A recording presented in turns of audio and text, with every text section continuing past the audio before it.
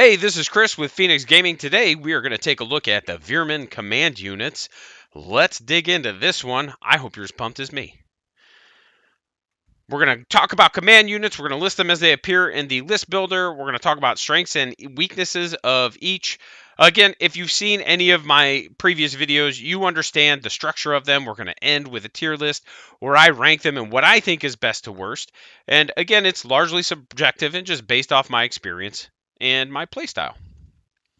Before we dig in, I am still adding products to the merch store, so if you want something, make sure you drop a comment and let me know. And check it out. I do have sweet hats. I'm going to be ordering mine here actually this week.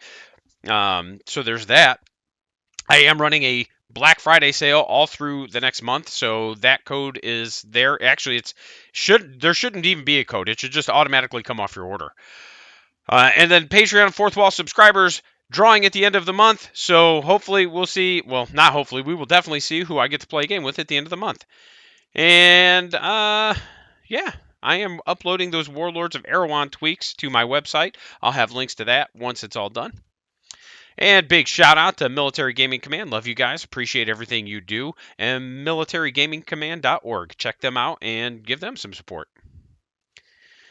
And a big shameless plug, if you're a rat bastard like me and you want some Veer Myn in your life, there's Broodmother and more affiliate links in the description. So let's start with the Master Creeper. Oh man, alright, I gotta stop doing that. My goddamn kids. Anyway, Master Creeper, he has 50 points, small unit with 3, so that means if he's 3 or less models in the unit, you get -1 to hit. Stealthy, Tactician gives you 1 black die, Inspiring. Scout, Evade, Stealthy again. I don't know why I stealthied twice, but I did. By itself, it's just -2 to hit, because you got small unit and Stealthy. You can bump that to a -3 with cover. Homie's pretty easy to hide, so you don't necessarily need a retinue, and you don't have to necessarily worry about it getting killed if you kind of like misplay it a little bit. He does get 2 attacks with the standard creeper profile, which is AP3, Devastating D2, and Anti-Tank. But other than that, he's just a rat. Like, there's nothing special about him. Extra hit point compared to the stalkers. He's just a dude. Dude out there doing dude stuff, right? Like, broing it up with the dude bros. Retinue of up to 4 creepers at 12 points a model. Each one adds an additional melee die at the same profile. It's also just like extra hit points for the creeper as a way to look at it. His command order is Exploding Rats. It's a 12-inch aura of all troops gain additional AP for both melee and shooting. It's 1 AP, AP1. He is a cheap command unit that provides a black die, and he's especially good in a troop-heavy or horde type army. Maligny and Stalkers and Rat Swarms, like all these things can benefit from the AP bonus. I like Stalkers with it. Throwing that many AP1 dice is fun and funny. I'm here for it. Scout for the unit can give you some turn 1 scoring. If you've got missions where you need to get to objectives, and homie's pretty quick. So if you scout him up and then you can, sprint him, you can get, 21 inches. So it's pretty good. He can get on some objectives. Stealthy and small unit can help keep it on the table. But again, I've not really had issues with it staying alive. I've played with it before. Especially if it's a single model unit. It's just so easy to hide. The retinue is worth taking if you want it to be a damage dealer. It's pretty good AP, and devastating attacks that are anti-tank. So your opponent's going to have to respect it. And a 14-inch threat range can help, keep certain things away. If you're playing against enforcers, for example, or a little bit more elite army, they're not going to want to get within charge range of them unless they can charge them, right? They're not going to just want to walk there and let you come, smack with your tank bombs. I know in previous video, when I did the troops, I was like, I don't like creepers, but I do like the Master Creeper and his homies. And part of that is just because of, again, how I've played them and how I've experienced them. I've just not had good experiences with them. Progenitors. Now, they have small unit 3 and tactician black die. They don't have a ton of rules, but he's a pretty solid little fella. He could take the Spitter rifle for 20 points, and that's a 36-inch sniper rifle. Or he could take a grenade launcher for 10 points, and it's 18 inches, but it's blast D4 plus 1 with toxic. Or he can smoke. But both of them shoot a single die. For a retinue, God, a retinue. You can see it on the screen there. He can take some Maligny, some crawlers, so you've got some options there. And then his command order haze grenades. Pick one unit within 9 inches. That unit gains stealth and cover until their next activation. Now, I have not seen anything in the rules that says this ends at the end of the turn. So my understanding is that this should roll over, because everything with orders say they end at this point unless they say otherwise. So I assume that until the next activation supersedes anything else. Another cheap unit you can kick in a black command die. Haze grenades is fantastic. And that is an order I use pretty much every round of every game. It's not restricted. You can give it to any of your units. So you can slap it on a Rat Fiend or a Tunneler. And I like the Tunneler with shields with haze grenades, because now you have an armor 8 with shields, heavy armor, cover, stealth. So it's now -2 to hit with shields, heavy armor, armor 8 up. And it's just like, all right, I guess I'll just like leave that thing alone, So it's pretty spicy. I like it. For weapon loadouts, I prefer the grenade launcher. I just don't think that the sniper rifle is worth it. Both weapons shoot one shot, but the launcher blasts to D4 plus 1. So every time you hit with the grenade launcher, you're going to get a minimum of 2 hits.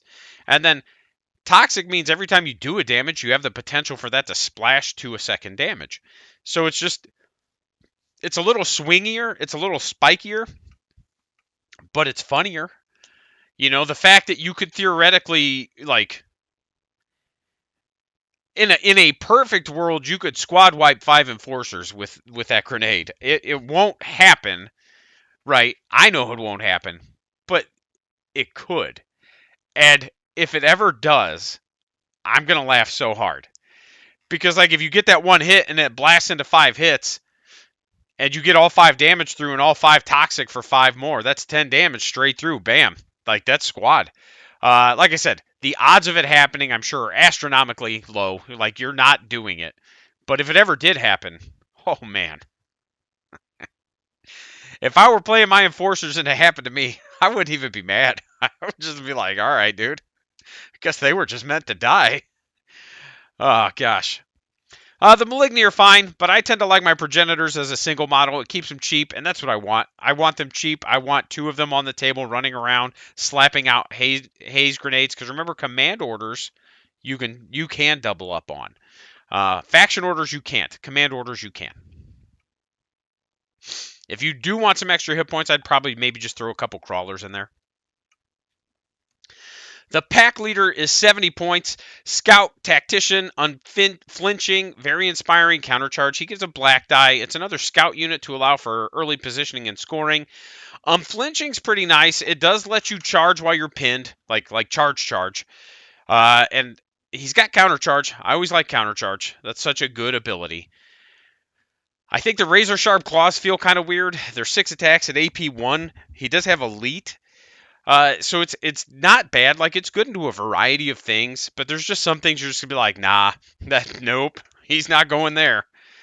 For his retinue, he could take nightmares, and then his command order is a 12-inch aura of vicious assault and frenzy 1, but it doesn't affect vehicles. And that's pretty dang good. I like anything that gives me vicious and frenzy. I'm here for. He's got low armor and hit points, makes him a little squishy. He's basically like the same as a fucking creeper, master creeper. Like armor 5 up, instead of 2 hit points, he has 3 hit points. But if you look at the models, there's like a massive size difference. Like, there's no way the girth of that rat is just worth 1 hit point. So maybe I misread something, but I'm pretty sure homie has a 5-up armor and 3 hit points. So you're going to want probably at least 1 model for your retinue if you take this thing, because he needs to get stuck in. He's not something you just want running around doing nothing.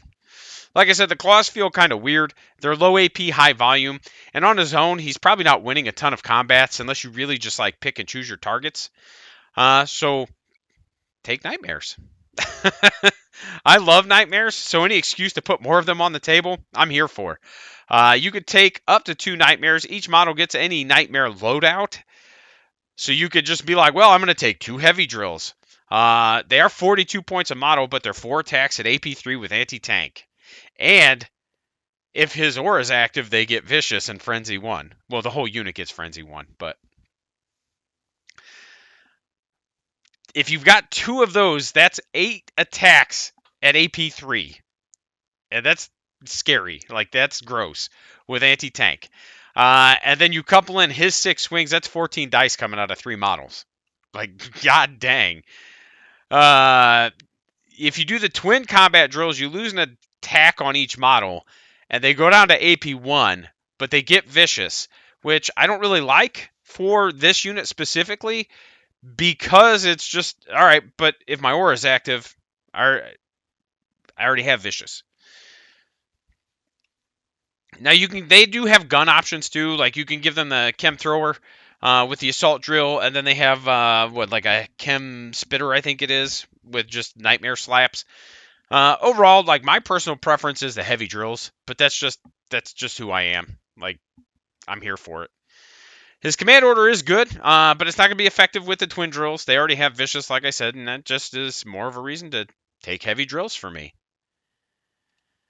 The Broodmother, Protection, Tactician Green. She's 100 points, very inspiring.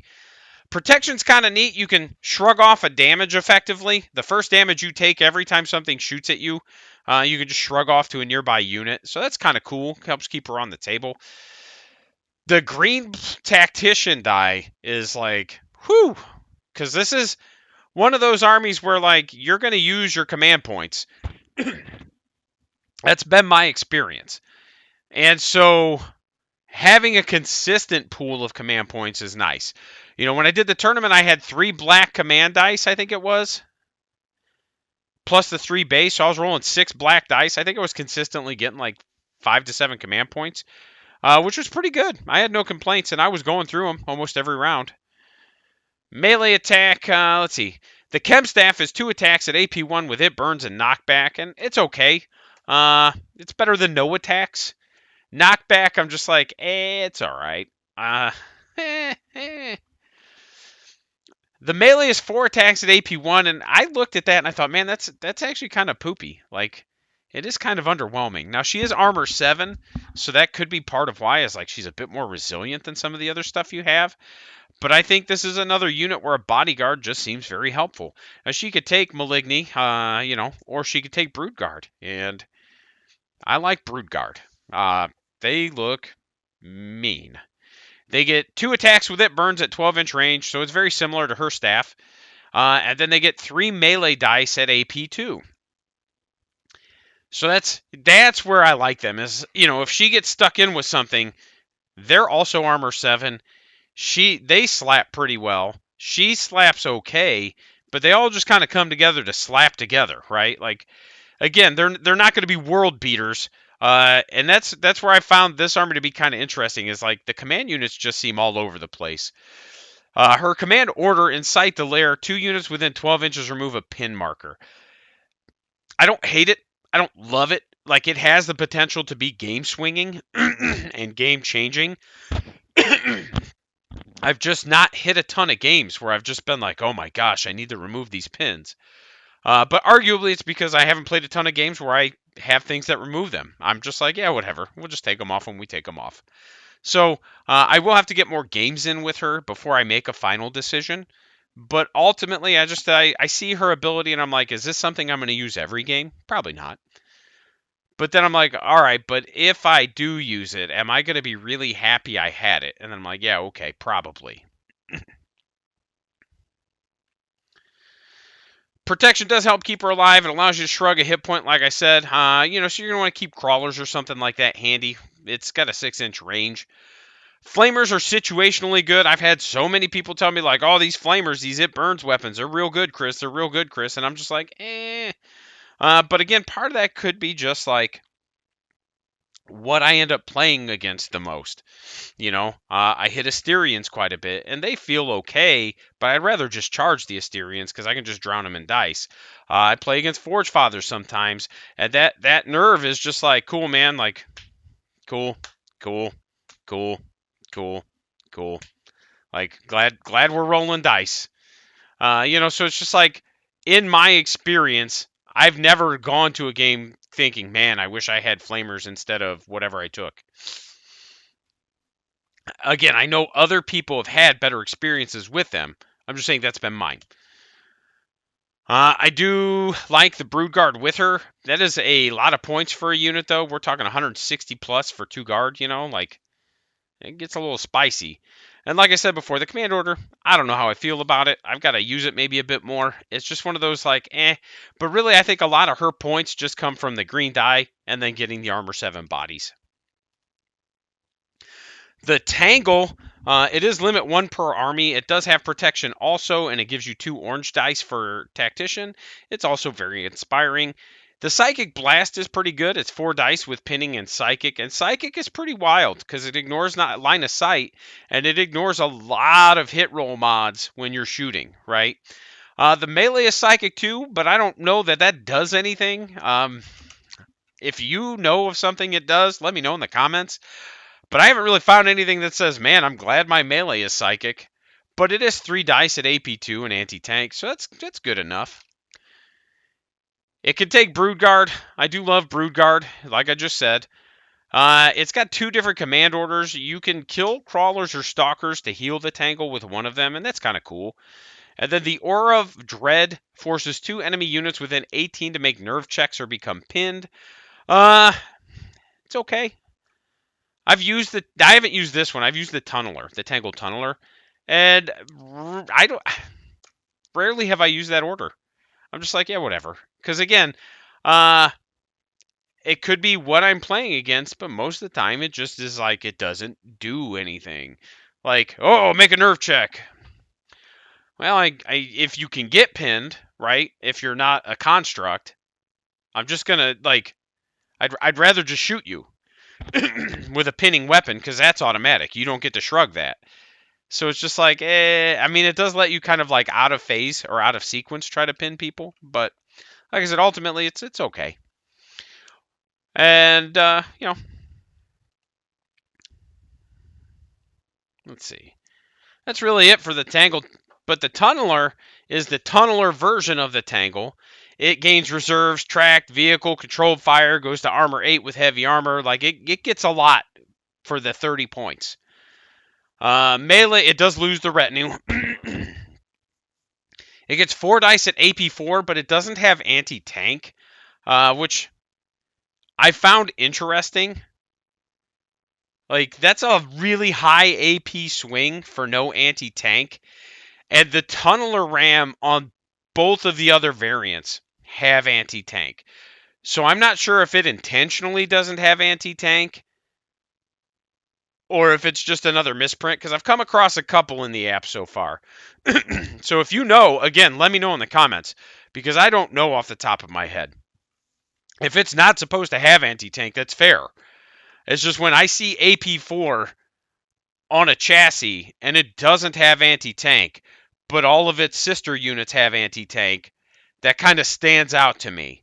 So I'm just like, But it's still a good profile. Like, it still slaps. It has 2 different shooting attacks. It gets 6 dice at AP1 with pinning and psychic, which again, it's a lot and it's funny. Like, it's only 18-inch range, but the fact that I can camp it back and just like shoot at things with my wizard attacks and pin things is really helpful. And then it has a 4 dice at AP3 with anti-tank and psychic. It's not devastating, but you don't need it to be. You just need to do damage, right? Like, we're just trying to hand out pin tokens and damage to vehicles with that. You can't split fire with it, so all those attacks have to go to a single unit. So keep that in mind. And obviously no retinue, no options. What you see is what you get. And there's not much else to say about that. So now we're going to rank them. Before I go through this list, a lot of these are really tight for me. And so, like, I picked first because this is how I use it, and I use it a lot, and I've had good success with it. But it could easily slide up or down on this scale. There's only like one or two of these where I'm like, I don't know. These are kind of weird. But first, I have the progenitor. Like I said, I think the command order is just too good not to have on the table. -2 to hit to a unit adds a lot of resilience to an army that doesn't really have it. And there's been plenty of games where I'm like, ooh, I need this objective. You can't charge me because you're out of range. Haze grenades on this unit that's holding the objective. Hopefully you can't shoot me off. And it's made the difference because even if like you're hitting on 4's base, you go to hitting on 6's, that's a pretty significant percentage jump in your efficiency, you know. And then if you want a steady aim to ignore one of those -1s, now you're also not moving. So it's one of those like, man, whoo, it's good. I like it. And the fact that I can haze grenade something like the tunneler while I march my rat fiend behind it, or I can haze grenades a rat fiend on one side of the table and the tunneler on the other, like it gives me, because I use 2 progenitors, it gives me a lot of versatility on what I can use it on, where I can use it, stuff like that. I love haze grenades. I don't know that I will ever play without it. Actually, I will, because like I said, we're doing a league, and I'm intentionally not bringing the progenitor in the league so I can force myself to do different things. Uh, to be honest, there's not really a lot about him that stands out besides his command order. Like he's just kind of a shitty dude. Like I said, his grenade launcher's hilarious, but it's not good. But he's also super versatile and can plug into any list, and that's why he's first to me too, is because there isn't a single list that can't benefit from at least one progenitor. And second, I have the pack leader. The aura of Vicious and Frenzy 1 is pretty nasty. Frenzy stacks. So again, having him next to some Stalkers, then you have a unit with Frenzy 3 and Vicious. So that's a lot of volume, getting a lot of reroll damages of 1s, like very good. And he lets you bring more nightmares. And I've not been shy about telling you, I love nightmares. I'm here for them. And at 70 points base, like he's not that expensive. I think he's a really good unit that can plug into most any list.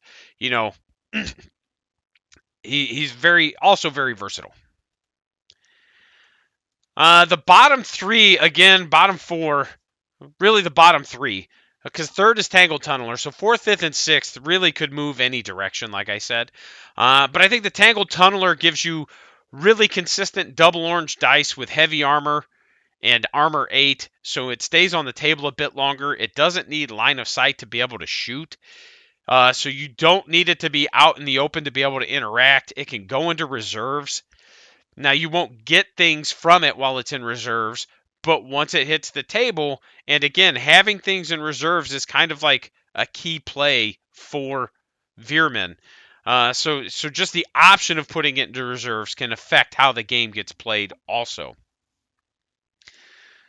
It does have good shooting and good melee. Just keep in mind, like, it hits on 5s. You know, like most everything else in this army, it's kind of shitty. Like, it just hits on 5s. And so just temper expectations. Like when I'm like, hey, this is good, and you're like, I got like 2 hits. That's hitting on 5s, you know. But overall, like I said, double orange dice. The command order is situationally good, but it's solid. Like it's not terrible. Um, and 150 points for that chassis is not bad. It's not bad. Fourth, I have the Broodmother, and really the big thing with the Broodmother is that 100 points just seems to be too expensive for what you're getting here. I just think you're paying a tax for the green command die is a lot of it. A green command die is amazing in this army, but for 150 points, I could bring 3 commanders that bring 3 black dice. Now, I get that commanders take up slots and all this other stuff, but at the same time, I've found that having 3 commanders with this army is also really useful because of the ability to slap out orders. So it's one of those like, you could probably cut it down to 2 if you took one like the Broodmother, just because of that green die being so good. But then you're also going to have to like really watch your positioning for orders and things like that. So I think she's just a little bit expensive. The Flamers will provide a bit more consistent shooting. I like Broodguard, and they look nice with her, and they seem like a solid take. But like if your build leans into shooting or something, there's nothing wrong with Maligny. They're just different options. They're going to be less resilient, but they're going to give you a ranged threat. So it's again, you're getting something different. Again, command order situationally good, and it could actually swing a game. Being able to be like, ooh, I'm going to pick 2 of my units, and we're going to go ahead and we're going to remove pin tokens from those 2 units. Yeah, that's pretty meaty. Like, it can be. I've just not really run into situations, like I said, where I'm like, ooh, man, I wish I didn't have these. But at the end of the day,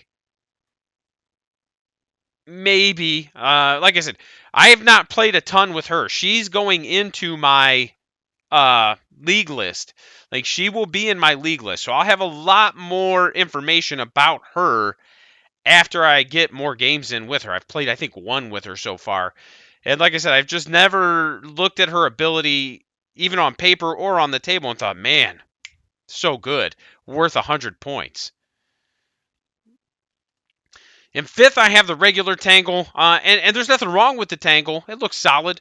But I just think about the fact that, like, for 30 points more, I just give up the bodyguard and protection rules for a tunneler that does pretty much the same thing with better armor, better shooting, better melee. So it's just like, the psychic attacks are solid, but as far as I know, they don't affect anything in melee, like I said. And I just think it's overshadowed by the tunneler when you were talking about just a 30-point difference. For 130 points, or 150 points, because the Tangle is 120, for 150 points, I can get the Tangle Tunneler, or I can get a Tangle and a Broodguard. And I'm just like, man, I'll just take the Tunneler. Like, it's just scarier. Like, yeah, it hits on 5s. You could take Broodguard, they get this, they get that, but at the same time, it's just like, well, this has psychic attacks. They're going to ignore almost every modifier out there. I don't need line of sight. It's armor 8. It's heavy. It can go in reserves if I wanted to. Like, it just seems like a better chassis for not that big of a difference in cost. And then last, I have the Master Creeper. And so this was kind of one of those where he was the hardest one for me to place. Because there's builds where he's going to be really good. And there's builds where he's going to just be just like a cheap dude to hand out orders, right? Like, that's it. That's all he is. So, like, he's not bad. And he's cheap and he gives you a black die. But he's just not going to be good unless you kind of build around him. Like, if you've got a lot of crawlers and stalkers and more creepers and all these different things that you can kind of like build a big kind of troop-based horde unit or army, having a couple master creepers is going to feel really good. If you've got a unit of 12 or 10 creepers charging something and they're now AP3 with anti-tank instead of AP2, that's not going to feel bad. But at the same time, do I want that aura or do I want frenzy and vicious? Like, you see what I'm saying? It's one of those, like, he's just weird. And it's like I said, it's not that he's bad. He's just kind of weird. And I just struggle to plug him into an army and go, man, this guy's awesome. So that's why he ended up in last. And like I said, I think 4th, 5th, and 6th really could go any way. It just depends on how you build your army and what you want out of the unit. The only one that I don't think really shifts is maybe the Tangle. Except maybe the Tangle ends up in 6th. And maybe the Master Creeper goes in 5th. It's just one of those, like I said, when I look at the Tangle and I look at the Tangle Tunneler, I'm just like, why would I take the Tangle over the Tunneler? The Tunneler just looks better. So again, maybe I'm missing something. And if I am, feel free to let me know. I'm all about learning from you as much as I hope you learn from me. So Thanks for watching. Next episode, we're going to talk about the Veer Myn specialist units. And also, just a reminder, if you like what I'm doing, make sure you subscribe to the channel. And I don't mean to point down at... Never mind. uh, moving on. Thanks for watching. Have a happy Thanksgiving, too, by the way. I appreciate all of you.